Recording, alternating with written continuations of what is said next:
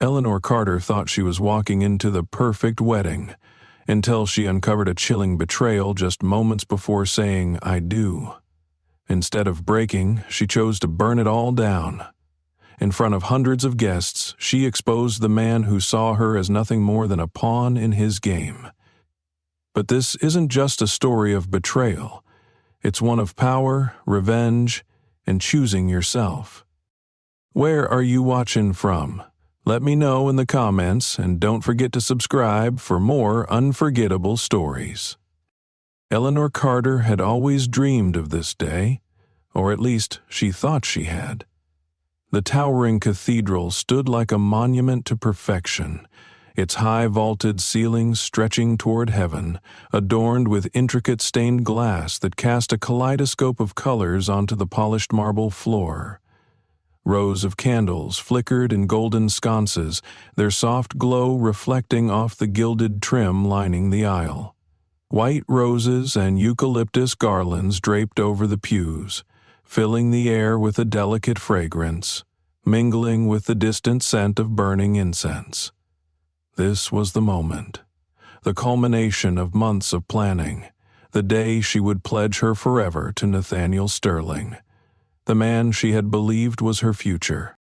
Inside the bridal suite, Eleanor sat before an ornate vanity, her reflection shimmering in the mirror like a painted portrait.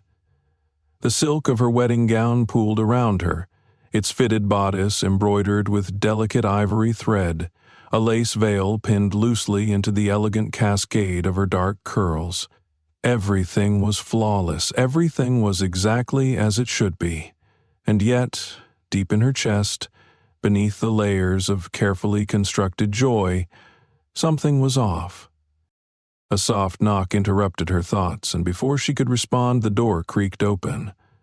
Olivia, her cousin and lifelong partner in mischief, strode in, radiating confidence in a sleek emerald bridesmaid's gown. She tossed a knowing glance at Eleanor before perching on the velvet stool beside her. "You look stunning," Olivia said, her voice warm but lined with something sharper, something perceptive. Eleanor smiled, but it felt stiff. "I should. It took an entire team to make me look this way." Olivia smirked. "You'd look just as beautiful in a grocery store checkout line." "But that's not what I meant." Eleanor sighed, turning back to the mirror. Olivia had always been able to see through her, cutting through pretense like a blade. "I don't know," she admitted, voice barely above a whisper. "I should be happy. I am happy. It's just—" She hesitated, trying to put words to the strange, uneasy weight pressing down on her chest. "Cold feet?" Olivia asked, tilting her head. Eleanor considered it. Was that it? Nerves before the biggest day of her life? That would be reasonable, expected even. But this wasn't the jittery excitement she had heard about, the breathless anticipation of stepping into a new chapter. It was something deeper, heavier, like an anchor tying her to the ground when she should have been soaring. She exhaled, forcing a smile. "Maybe." Olivia studied her for a moment before nodding, letting it go. "For now." Instead, she leaned in conspiratorially. "If you want me to cause a scene, just say the word. I'll fake a fainting spell, pretend I'm possessed, whatever you need." That earned a genuine laugh from Eleanor, the tension in her shoulders easing just a fraction. "I'll keep that in mind." A second knock came, firmer this time, and the door swung open to reveal her father.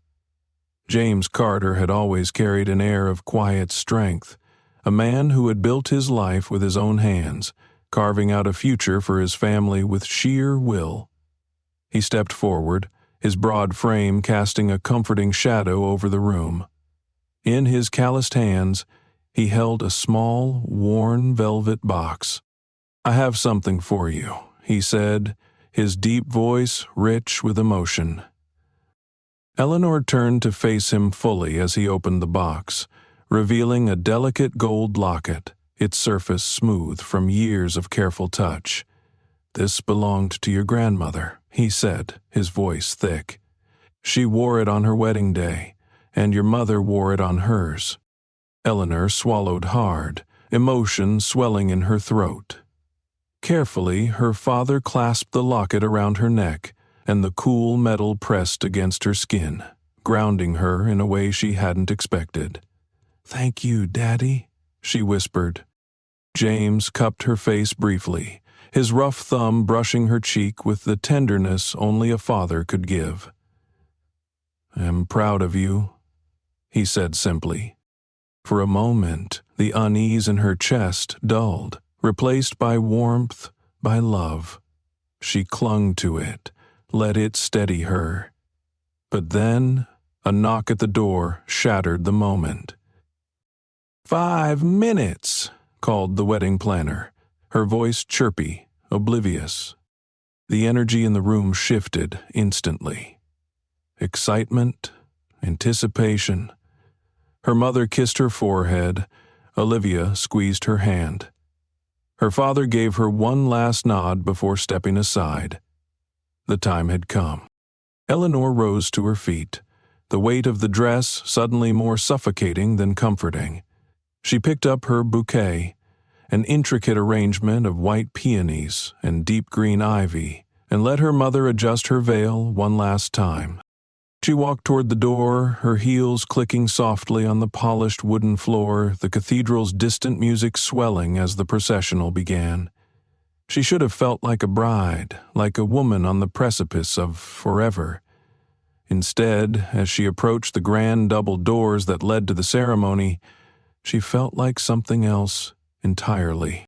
The thought hit her so suddenly, so violently, that she physically faltered, her steps slowing just outside the doors. Why had that word come to her? Before she could make sense of it, she heard it. Her name, spoken from the other side of a barely cracked door. Her fiancé's voice. Eleanor wasn't eavesdropping, at least she hadn't meant to. But the familiarity of Nate's voice, low and casual, mixed with Greg's amused chuckle, made her footsteps still. Something in the tone, in the way the laughter curled at the edges of their words, sent a strange, cold dread crawling up her spine. "You're actually going through with it?" Greg's voice was laced with amusement. Nate's answer came light, flippant. "Of course, it's just one day, then smooth sailing." Greg laughed, low and smug. "One day? Man, you're marrying her." There was a pause, then Nate's voice, familiar and yet suddenly foreign, responded with something that made Eleanor's stomach twist. "Marriage is a means to an end." The bouquet in Eleanor's hands trembled. Her throat dried. The world tilted. Greg hummed in interest. "And she really has no idea?" "She's naive," Nate said easily. "She believes I love her." It's almost sweet. Eleanor's heart gave a painful, stuttering lurch.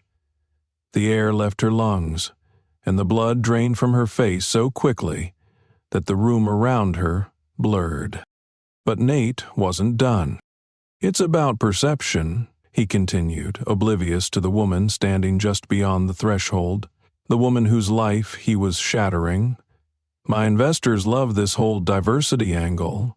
Marrying her, it makes me look good, progressive, like I actually care about all that inclusivity garbage they're always preaching. Once the wedding pictures are out there, I'll be set."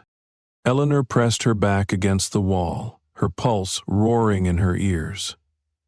The betrayal hit her in waves, slow at first, then rising, crashing over her with brutal, unforgiving force. Greg chuckled. "Damn cold. And her family? You ready for all that drama?" Nate sighed. Her mom's sweet, but clueless. Her dad? God, listening to him stumble through English is embarrassing. But once we're married, I'll keep them at a distance. Maybe throw some cash their way to keep them happy. A strangled gasp nearly escaped her lips, but she clamped a trembling hand over her mouth. Greg snickered.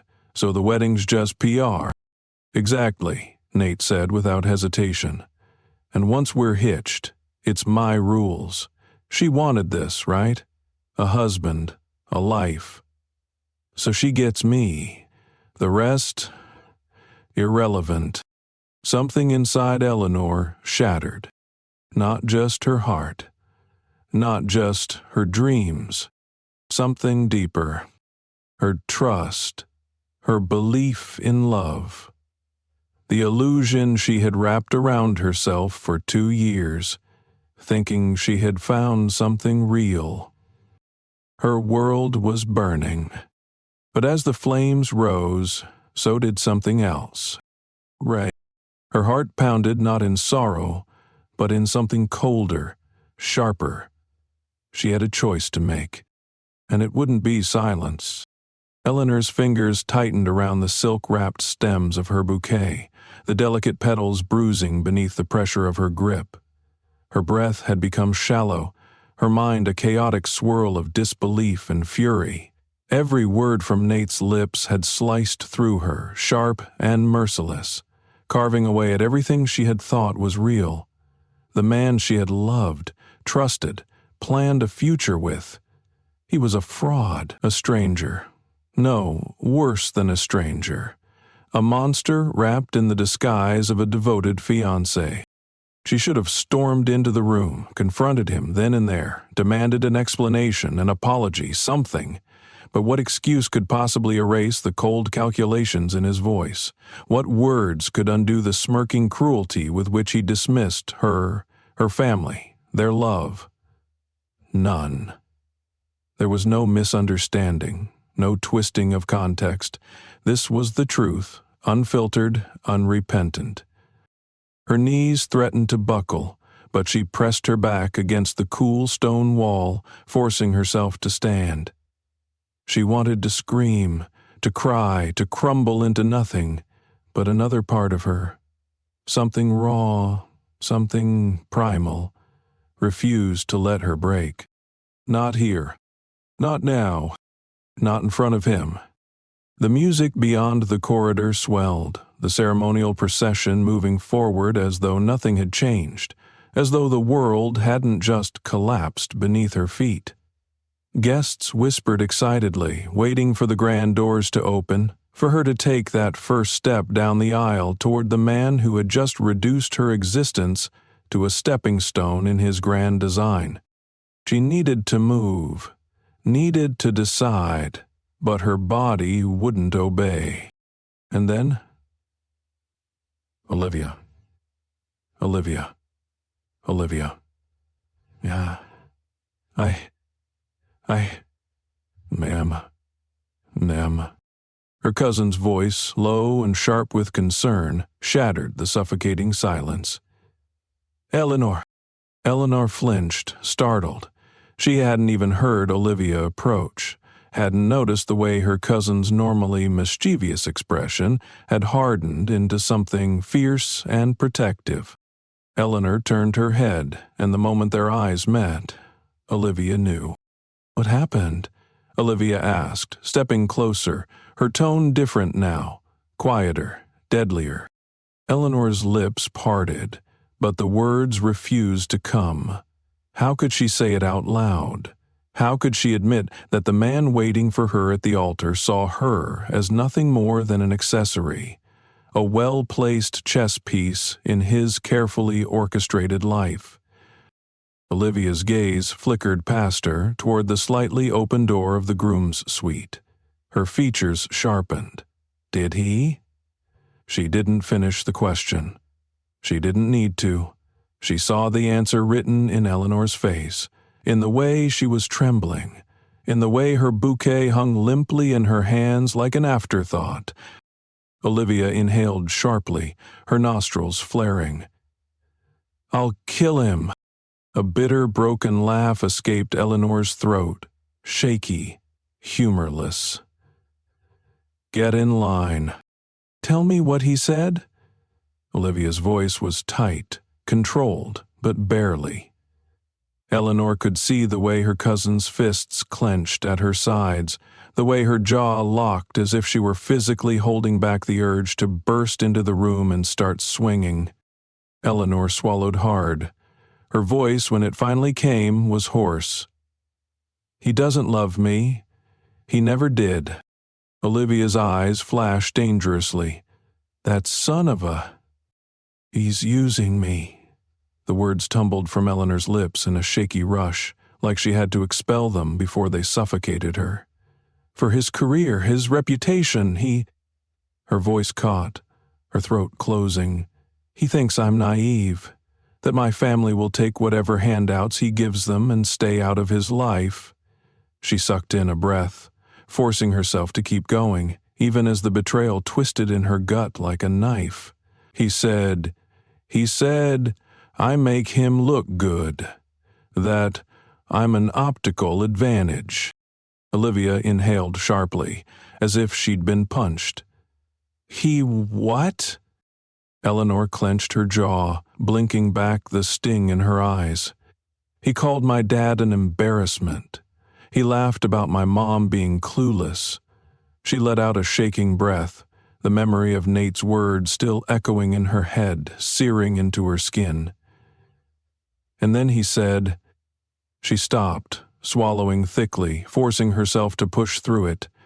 "He said I belong to him, that once we're married it's his rules, his life, and I'll just fall in line." Silence. A terrible, suffocating silence.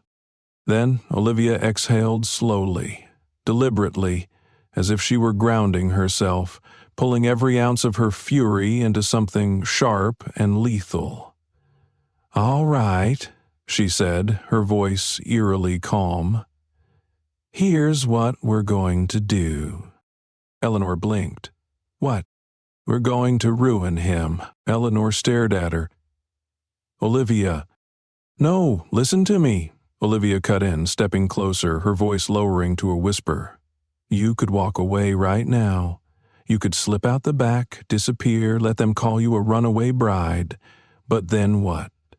He wins. He walks away unscathed, still wearing that perfect goddamn mask." Her lips curled, her expression dark and furious. "Or we rip it off." Eleanor's breath hitched. "We expose him," Olivia continued, her voice gaining momentum. "Not just to you, not just to me, to everyone. Right here, right now, in front of all his fancy friends, his investors, his boss, every single person he's trying to impress." A pulse of something hot and electric shot through Eleanor's veins, burning through the numbness. "How?" she asked, her voice quiet but steadier now. Olivia reached into the folds of her dress, pulling out her phone. "We make him confess." Eleanor frowned. "He already did. I heard it." "But they didn't." Olivia nodded toward the cathedral, where the guests waited, unaware of the storm about to break. "We need proof. We need his words. We need receipts." A slow, sharp realization began to form in Eleanor's mind. "You want me to get him to say it again?" Olivia smiled, all teeth. "Oh, honey, I want you to disappear. Let him panic. Let him sweat." "I'll go to him. I'll tell him you're upset, that you ran out, that you're doubting everything. He'll be off his game, trying to get ahead of the situation, and when he starts spinning his version of the truth..." She lifted her phone. "We'll be recording." Eleanor's heart pounded. It was reckless. It was dangerous. It was absolutely brilliant. For a split second, doubt crept in. What if it doesn't work? Olivia's eyes gleamed. "He's a narcissist, Eleanor. He won't be able to help himself." A shiver ran down Eleanor's spine. not from fear, but from something else entirely. Resolve. She had spent 2 years believing in a lie, loving a man who had never existed. She had planned her future around someone who had planned to own her, and now she had a chance to take that power back. The sound of the string quartet swelled again, signaling the start of the ceremony. Eleanor lifted her chin, her grip on the bouquet steady now. Do it. Olivia grinned, wicked and triumphant. Oh, I love a good takedown. Without another word, she turned on her heel, disappearing down the corridor, her phone screen blinking to life in her palm. Eleanor exhaled, long and slow. She had walked into this cathedral expecting to become someone's wife. She would walk out as something else entirely. Eleanor stood in the dimly lit hallway, her pulse a steady drumbeat against her ribs. The weight of her wedding gown suddenly felt unbearable, the lace pressing against her skin like shackles. Every fiber of her being screamed at her to leave, to disappear into the night and never look back. But Olivia's words clung to her, an anchor in the storm. We expose him. We take him down. She wasn't just walking away, she was setting fire to the illusion. With one last steadying breath, she turned and slipped into the shadows, ducking into a side alcove just out of sight. From here, she could see the entrance to the groom's suite, where Olivia would be heading straight into the lion's den. She didn't have to wait long. A sharp tap of heels echoed down the marble floor. Olivia appeared, her expression carefully curated. Worried but composed, shaken but determined. She was playing her part to perfection. Eleanor pressed her back against the cold stone wall, barely breathing as Olivia knocked on the door. It swung open almost immediately. Jesus, finally! Nate's voice was sharp, impatient. Where is she? Olivia stepped inside without hesitation, letting the door drift halfway shut behind her. I don't know, she said, voice carefully laced with just the right amount of breathless concern. She ran out, Nate. She was shaking. She wouldn't talk to me. She kept saying, God, I don't know. She kept saying, she's not the bride you want. A heavy silence stretched between them. Then, Nate let out an exasperated breath. Of course she's doing this now. Olivia hesitated, then inched closer. What happened? She asked, voice low, conspiratorial. I mean, did something happen? Did you say something to her? Nate let out a harsh, humorless chuckle. She overheard something, obviously. He muttered a curse under his breath. Christ, I knew she'd get cold feet, but this is ridiculous.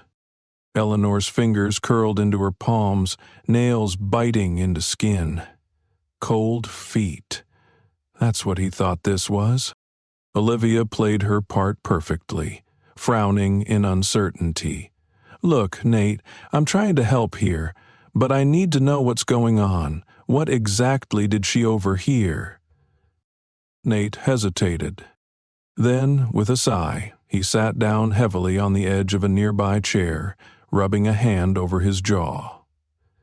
She's overreacting, he said, voice clipped, impatient. You know how she is, emotional, always second-guessing things. Eleanor gritted her teeth. Emotional, as if her pain was some trivial inconvenience rather than the product of his calculated betrayal. Olivia tilted her head. So, what did she hear? Another pause. And then, just as Eleanor knew he would, Nate gave himself away. She probably heard something about the optics, he admitted, shifting in his seat. You know, the way this looks. It's a smart move, Olivia. The investors love this kind of thing. The diversity angle, the charity work, it's all part of the game. Eleanor's stomach twisted. "And what about her?" Olivia pressed, voice just the right amount of hesitant. "What does she get, Nate?"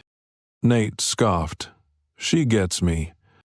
A chilling silence followed. Olivia's fingers twitched slightly, no doubt stopping herself from lunging at him right then and there, but she kept her voice even. "So, that's it? You don't actually—" She swallowed.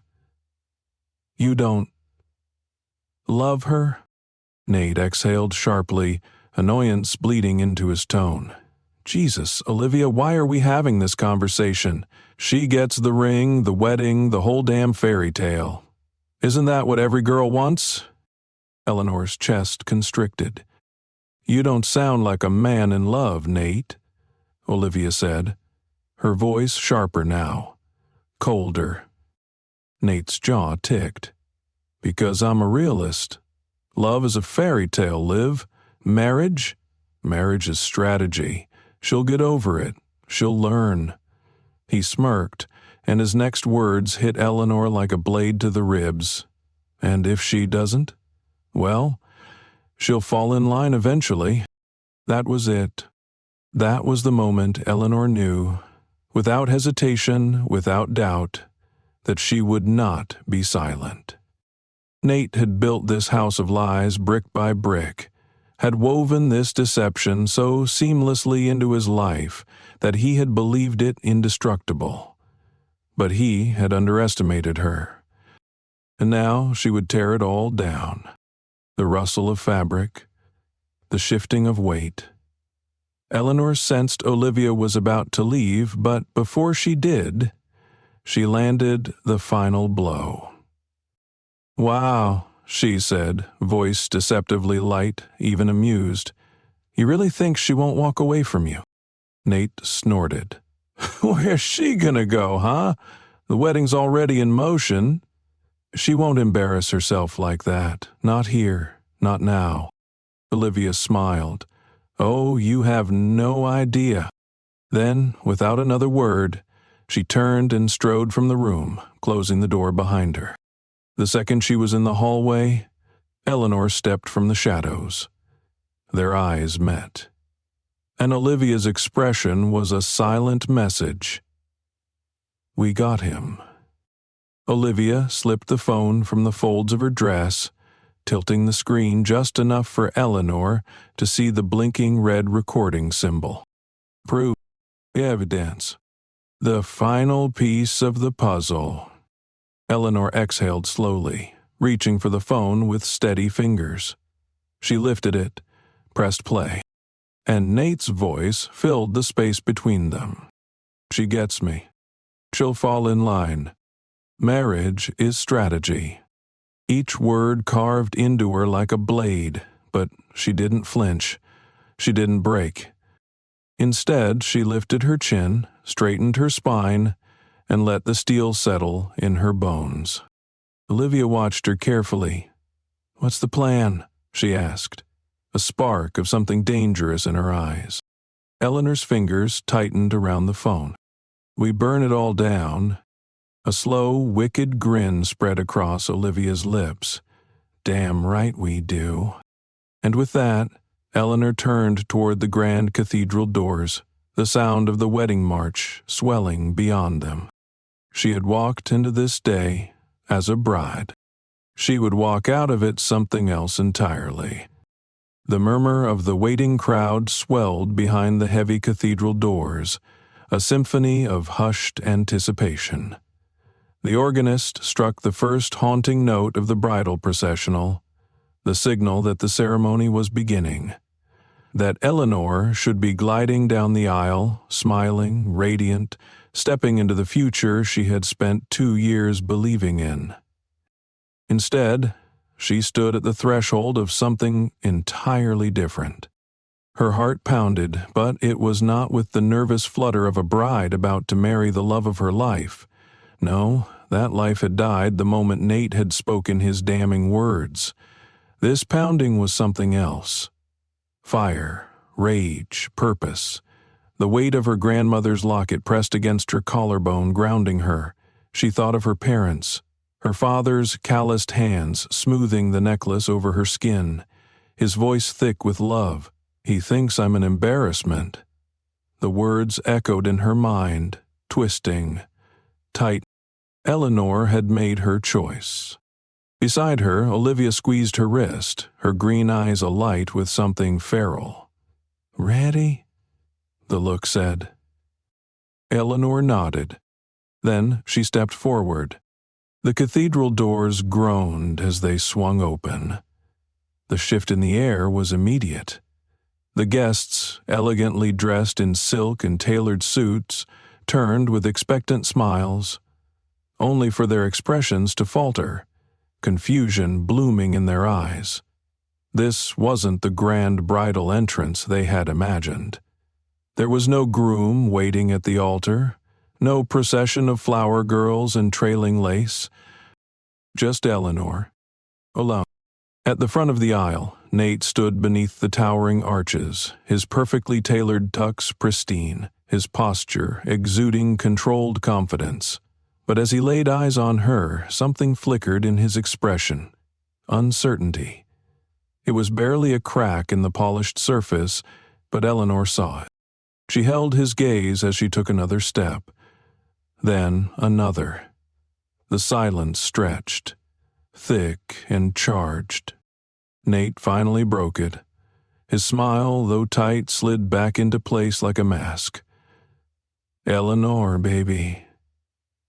What are you doing?" The processional. She lifted a hand. Not trembling, not hesitant. A command. "Stop talking." Nate's brows furrowed slightly. Then she spoke. "We need to talk." A ripple of unease shivered through the guests. Low murmurs, shifting in seats. Florence Carter, her mother, stood from the front row, confusion etched into her delicate features. "Sweetheart, what's going on?" Eleanor turned toward the sea of faces watching her, the weight of 100 gazes pressing down on her. But she did not falter. She met Nate's eyes again, and this time her voice was steady, clear, unshaken. "You wanted an audience," she said. "You wanted everyone to see this wedding, to see us." Her lips curled, something cold and sharp in the movement. "So let's show them everything." The murmurs grew louder. A few guests leaned in, whispering. A muscle in Nate's jaw twitched. His voice dipped into something softer, coaxing. "Baby? What are you talking about?" Eleanor ignored him. Instead, she reached into the folds of her gown and pulled out Olivia's phone. She held it up for all to see. "I heard you, Nate." The room went still. The silence was so absolute, Eleanor could hear the blood rushing in her ears. She turned, eyes scanning the crowd. "I heard everything." Nate's mask cracked, just slightly. "Eleanor, let's not do this here." "You're upset, I understand that." "Upset?" The word escaped her in something like a laugh, sharp and hollow. "Oh, I am so far beyond upset, Nate." She took a step forward, her grip tightening on the phone. "I heard you. I heard exactly why you're marrying me, and I think everyone else should too." She pressed play. The cathedral filled with Nate's own voice. "Marriage is strategy." A collective inhale. The shock hit in waves, rippling through the pews like a slow-moving storm. "She gets me. She'll fall in line eventually." A sharp gasp from somewhere in the crowd. Eleanor's mother clutched her father's hand, horror widening her eyes. Nate took a stiff step forward, his voice rising, cracking slightly. "Turn that off."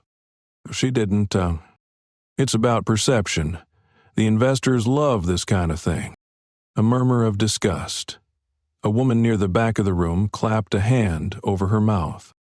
Nate's face drained of color, the perfect tan of his skin paling as the whispers began in earnest. He turned sharply to his best man, Greg, who sat frozen in his seat. "Do something." Greg, who had been smirking just hours ago, was now staring at his own lap, very suddenly uninterested in participating. Eleanor turned her gaze back to Nate, and she could see the desperation creeping into his eyes. He had lost control of the narrative. This was not the wedding he had meticulously planned. And she wasn't done yet. The recording played the final blow. "She belongs to me." The silence that followed was deafening. And then, as far as sound of movement, her father, James Carter, stood from his seat, slowly, deliberately. His hands curled into fists at his sides, his face a storm cloud, dark and unreadable. "That," he said, his voice low and steady, "is the man who asked for my daughter's hand in marriage." Nate tried to recover. "Sir, You don't speak," James snapped, his voice like a whip cracking through the air. "Not another damn word."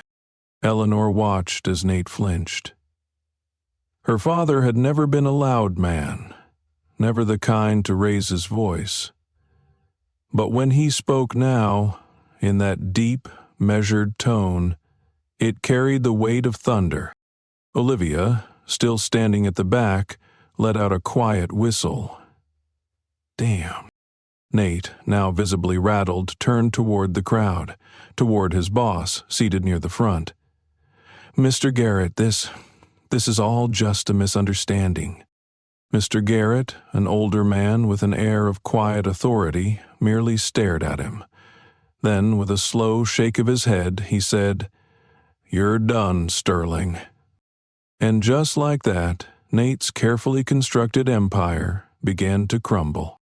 The murmurs in the crowd turned into outright whispers, then disgusted comments. His mother, seated stiffly beside his father, let out a sharp breath, her lips pressing into a thin, furious line. And then, from the back of the room, applause. It was Olivia. Slow, deliberate claps that cut through the tension like a knife. Then another person joined in, and another, until the cathedral was filled with the sound of hands meeting palms, the weight of judgment pounding against the vaulted ceilings.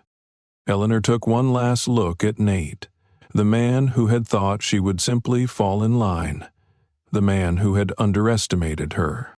She lifted her chin. There will be no wedding today. And with that she turned, stepping back through the grand doors of the cathedral, out into the crisp afternoon air. The applause followed her, and behind her Nate Sterling stood amidst the wreckage of his own making, drowning in the consequences he had never seen coming. The cold air outside the cathedral bit at Eleanor's skin, but she barely felt it. The weight of the moment, the sheer magnitude of what she had just done pressed down on her, yet she stood taller than she ever had before. The echoes of applause still rang in her ears, fading behind the heavy doors as they swung shut. The world outside was quieter, no hushed gasps, no murmurs of shock, just the distant hum of the city beyond the church steps. For the first time in hours, she could breathe. Her bouquet, once pristine and carefully arranged, dangled from her fingers, petals bruised, stems slightly bent from how tightly she had been gripping it. She exhaled, looking down at it, as though realizing for the first time that she still held it at all. Slowly she let the flowers slip from her grasp, watching as they hit the stone steps with a muted thud, the sound insignificant compared to the storm she had just walked out of. Behind her, the cathedral doors slammed open. Eleanor, she didn't turn. She didn't have to. She knew that voice, knew the desperation clawing its way into Nate's words. She heard the rapid click of his polished shoes against the stone as he stormed toward her.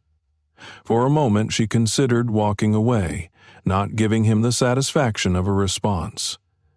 But something inside her, something burning, something furious, refused to let him have the last word. So she turned. Nate stood before her, his tuxedo still immaculate, but his expression was anything but. His composure was unraveling at the seams. The carefully constructed image of the perfect groom, the successful businessman, the man in control, it was all crumbling, and he knew it. "What the hell was that?" he demanded, his voice sharp, cutting. Eleanor tilted her head, letting the moment stretch between them, savoring the way his mask had completely fallen away. "That," she said, her voice calm, measured. "That was the truth, Nate. Something you wouldn't recognize if it slapped you in the face." His jaw tightened. "You?" He let out a sharp breath, running a hand through his hair. "Do you have any idea what you've done? You just humiliated me in front of everyone." She arched a brow. "You humiliated yourself." His eyes darkened. "You ruined everything." Eleanor laughed, the sound hollow. "No, Nate. You ruined everything the second you decided to turn me into a goddamn business strategy." His nostrils flared. "You're being dramatic." "Am I?" She stepped forward, closing the distance between them, forcing him to either back down or face her head-on. He didn't move. "You stood in that room, the same room where you were supposed to be waiting for me at the altar, and you laughed about how I was nothing more than an optical advantage. You mocked my family. You called my father an embarrassment, and you thought I wouldn't find out?" Her voice dropped, cold and sharp as a blade. "Or did you just think I wouldn't care?" His lips parted, but no words came. For the first time since she had met him, Nate Sterling had nothing to say. And that was when she knew she had won. She exhaled slowly, the fire in her chest steady now, controlled. "You spent years pretending to be someone you're not. The charming fiancé, the devoted partner, the man who earned his success. But now everyone sees you for what you really are." She took another step back, lifting her chin. "And I think you're the one who's humiliated by that." His hands curled into fists at his sides. He was seething, his body rigid with barely contained anger. But Eleanor wasn't afraid. Not anymore. "You walk away from this," he hissed, voice low, venomous, "and you lose." She blinked. "Lose what? Exactly?" His lips curled into something almost cruel. "You'll be the runaway bride. You'll be the woman who couldn't handle the pressure, who broke under the weight of a wedding that was too big for her." His voice dipped into something condescending. "Do you know what people will say about you? That you were overwhelmed, that you were unstable, that you—" "I would rather," she cut him off, voice like steel, "stand alone in truth than be bound to you in lies." The words hit him like a slap. His expression flickered, just for a moment, with something that almost looked like panic. Eleanor let that sit between them, watching as the weight of his downfall began to settle on his shoulders. Then, another voice. "Is there a problem here?" Eleanor turned to see her father standing a few feet away, his broad frame impossibly steady, his eyes unreadable. Nate clenched his jaw, straightening. "This is between me and Eleanor." James Carter took a slow step forward, and Nate, who never backed down from anyone, took an almost imperceptible step back. "No," James said, voice low, steady. "It isn't." The weight of that moment was suffocating. The look in her father's eyes, the restrained fury, the protective steel in his stance. It was enough to make something inside Eleanor crack. Something she hadn't realized she'd been holding together.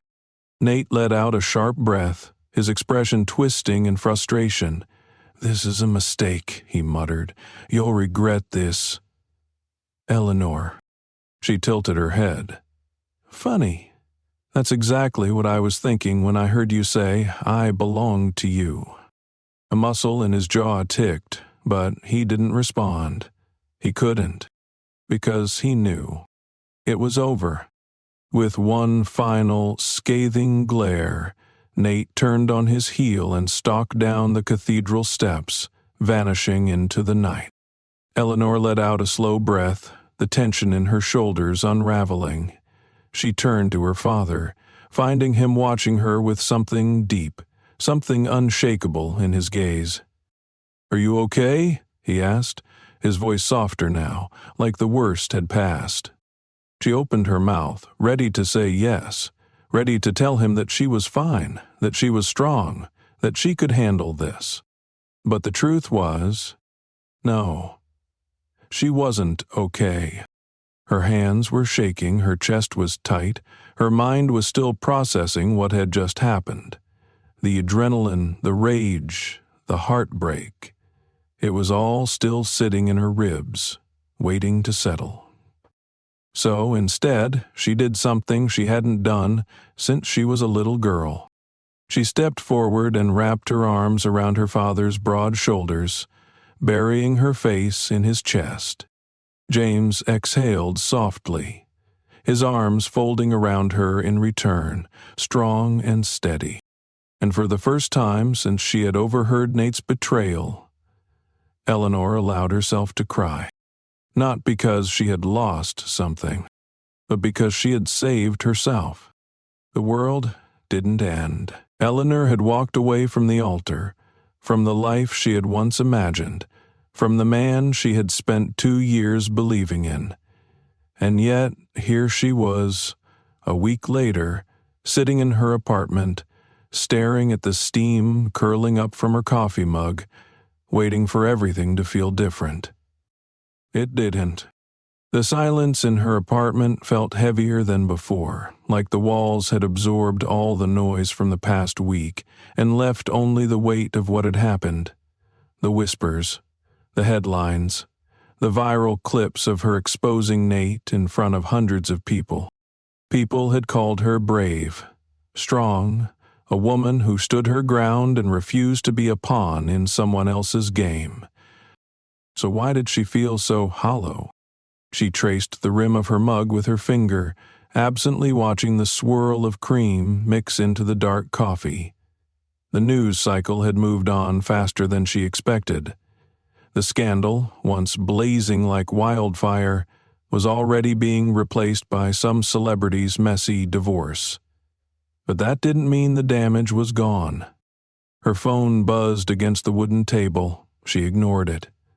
It had been like this for days. Endless messages, missed calls, a flood of sympathy and curiosity. She had answered only a few.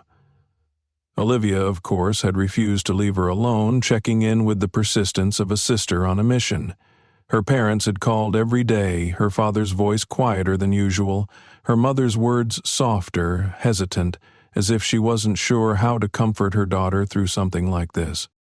And then there were the calls she hadn't answered. Nate. She hadn't blocked his number. Maybe she should have, but she hadn't.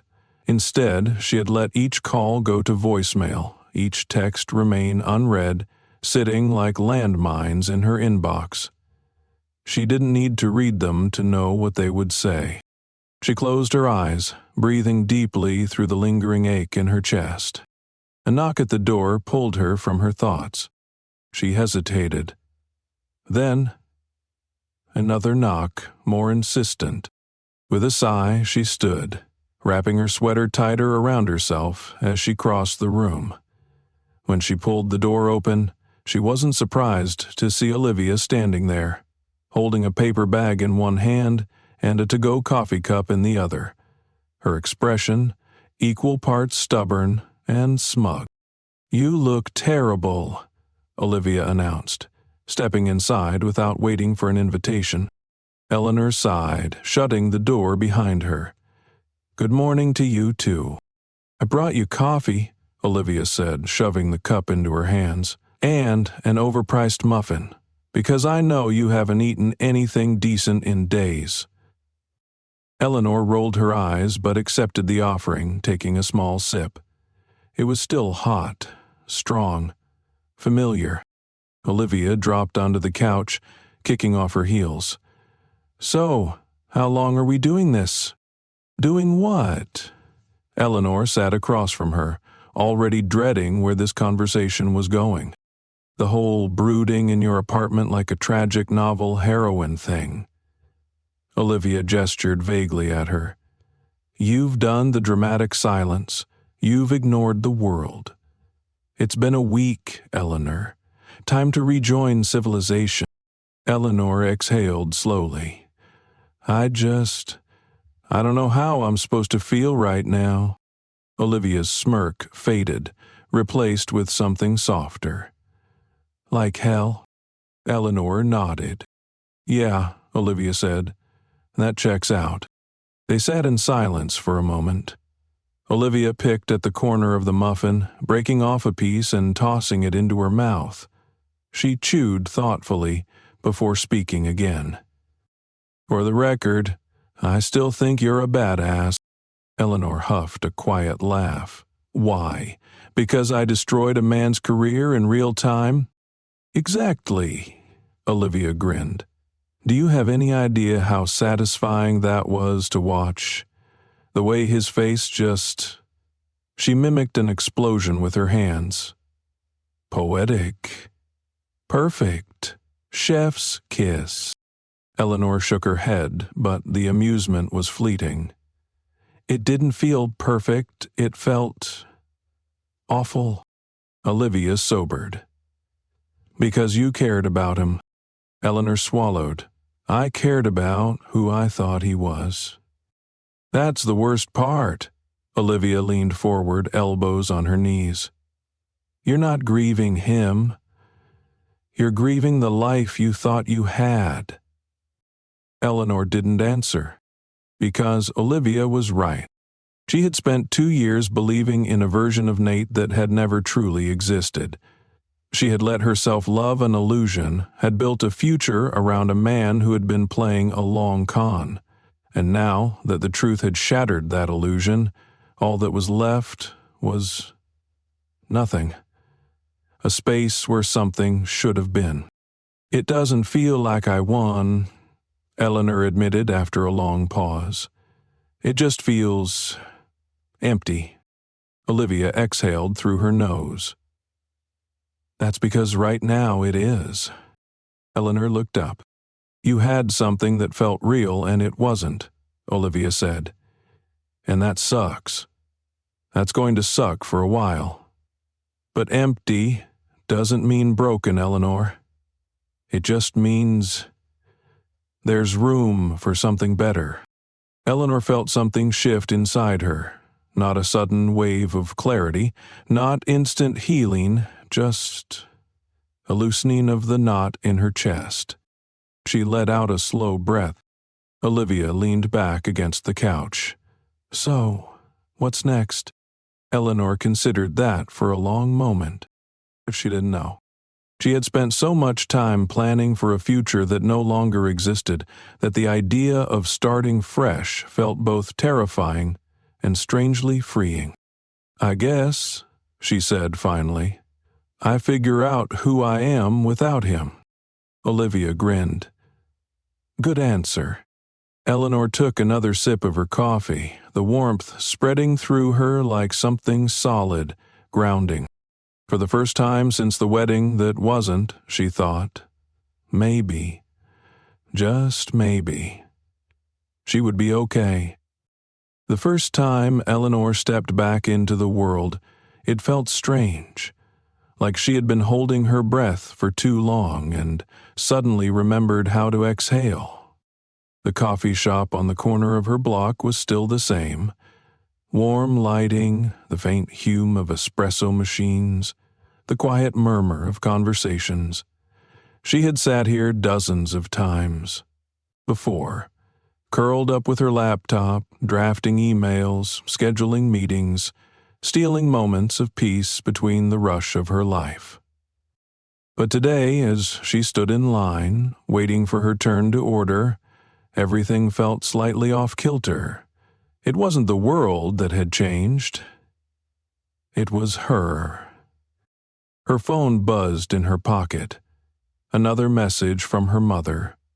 Another gentle just checking in sweetheart text. She had sent one every morning since the wedding. That wasn't. Eleanor appreciated them, even if she didn't always respond. The barista called her name and she stepped forward, wrapping her hands around the warmth of her cup. As she turned to leave, a voice stopped her. "Eleanor?" She froze, fingers tightening around the cup. Slowly, she turned. Rebecca Monroe, one of Nate's colleagues. Eleanor had met her at countless corporate events, the kind of polished woman who could sip champagne and dismantle an entire boardroom in the same breath. She had always liked Rebecca, in a distant, we smile at galleys and make small talk about travel kind of way. But now Rebecca was looking at her like she was something fascinating. "I have to say," Rebecca continued, setting down her own coffee, "what you did at the wedding? Unbelievable." Eleanor forced a smile. "Well, it certainly wasn't what anyone expected." Rebecca let out a short laugh. "That's an understatement." She tilted her head. "How are you holding up?" The question caught Eleanor off guard. People had asked her that all week, but they had either said it with pity, "Oh, you poor thing," or thinly veiled curiosity, waiting for a soundbite they could pass along. But Rebecca's tone? It was different, genuine. Eleanor exhaled, shifting her grip on her cup. "I'm still figuring that out." Rebecca studied her for a moment, then nodded. "Well, for what it's worth, you did the right thing." Eleanor blinked. Rebecca leaned in slightly, lowering her voice. "You know, Nate used to brag about how easy it was to keep people fooled. He loved the game of it. I always figured it would catch up to him eventually." She paused, then smirked. "I just didn't think it would be quite so cinematic." Eleanor let out a small, surprised laugh.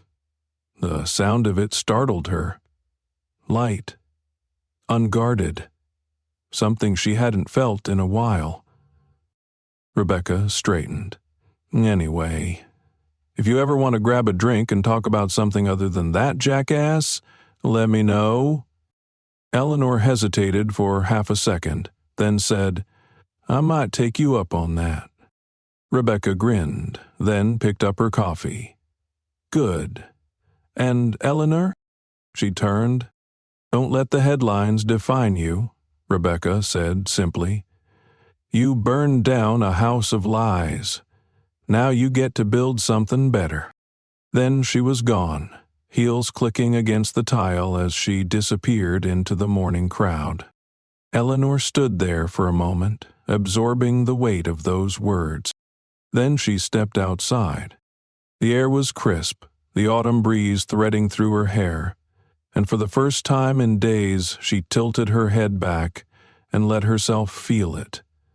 The sun on her skin, the bite of the wind, the undeniable fact that she was still here. She wasn't just surviving. She was moving forward.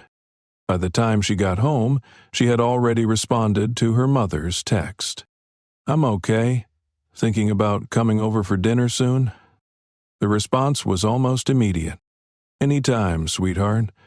We'd love that." She stared at the message for a moment, then closed her phone, setting it on the counter. One step at a time. As she pulled off her coat, another buzz from her phone caught her attention. This time, it wasn't her mother. It was Olivia. "Pick a day. We're throwing you a party." Eleanor groaned, typing back, "Absolutely not." The reply came in seconds. "Too late, it's happening. A celebration of your survival. Dress fancy, or don't, but there will be wine." Eleanor rolled her eyes but felt a small, reluctant smile tug at the corner of her lips. Maybe a party wasn't the worst idea. Maybe, just maybe, it was time to start celebrating what she had gained instead of mourning what she had lost. She put her phone down, took a deep breath, and let herself feel something she hadn't in a long time: hope. The night of the party, Eleanor stood in front of her mirror, adjusting the delicate chain of her grandmother's locket. The apartment was quiet, save for the faint hum of the city outside her window. It had been a long time since she had dressed up for something that wasn't an obligation. She smoothed her hands over the fabric of her dress, a deep emerald green that Olivia had insisted on, claiming it made her look like she belonged on the cover of a magazine. She had rolled her eyes at the comment at the time, but now, standing here, looking at herself, she realized something. She didn't see the woman who had nearly married a man who never loved her. She saw someone else entirely. Someone stronger. Someone who had survived. A knock at her door broke the moment. With a final glance at her reflection, she turned and opened it. Olivia stood there, already grinning. "Damn, you look good." Eleanor smirked. "You don't look too bad yourself." Olivia flipped her hair dramatically. "I know. Now, are you ready to make a grand entrance? Because let me tell you, people are dying to see you." Eleanor exhaled, feeling that familiar tightness creep into her chest. "Are we sure this is a good idea?" Olivia's smirk softened into something gentler. "Eleanor, this isn't about them. It's about you." Eleanor hesitated, and then she nodded. It was time. The restaurant Olivia had booked was buzzing with warmth and laughter. It wasn't a grand ballroom or an extravagant venue, just a cozy, elegant space filled with people who mattered. As she stepped inside, conversations paused, heads turned. For a brief moment, she felt that same rush of attention she had felt at the wedding, but this time there was no weight of expectation, no suffocating pressure, just people who had shown up for her. A familiar voice called out, "There she is." Eleanor turned just in time to be pulled into a tight hug by her mother. "Oh, sweetheart," Florence murmured, pressing a kiss to her temple. "You look beautiful." Eleanor hugged her back. "Thanks, Mom." James, her father, stood a few feet away, watching her with that quiet, steady gaze of his. When she stepped toward him, he opened his arms, pulling her into a strong embrace. "I'm proud of you," he said softly. The words settled deep, filling the spaces that had once ached. When she pulled back, Olivia appeared at her side, handing her a glass of champagne. "To Eleanor?" Olivia called out, lifting her own glass high. "To the woman who walked away from the wrong man and straight into the best decision of her life." A ripple of laughter and agreement passed through the room as glasses clinked. Eleanor lifted hers. "To choosing ourselves," she said. The cheer that followed was deafening. The evening passed in a blur of warmth and laughter. Rebecca Monroe showed up halfway through, sliding into the seat beside Eleanor with a knowing smirk. "Told you we should grab that drink." Eleanor chuckled. "You were right." Rebecca lifted her glass. "Welcome to the other side." Eleanor clinked her glass against hers. The other side of what? Rebecca grinned. The side where you don't waste another second on people who never deserved you. Eleanor let the words settle. Yes, that. Later, as the party wound down, Eleanor stepped outside for a moment, letting the cool night air settle around her. She looked up at the sky, at the city lights stretching endlessly ahead. She wasn't sure what came next. She didn't have a perfect plan, but for the first time in a long time, that didn't scare her. She had walked away from a life she thought she wanted. And now she was finally free to create something new, something real, something hers. She smiled to herself, took a deep breath, and stepped forward into whatever came next. Thank you for staying until the end of this story.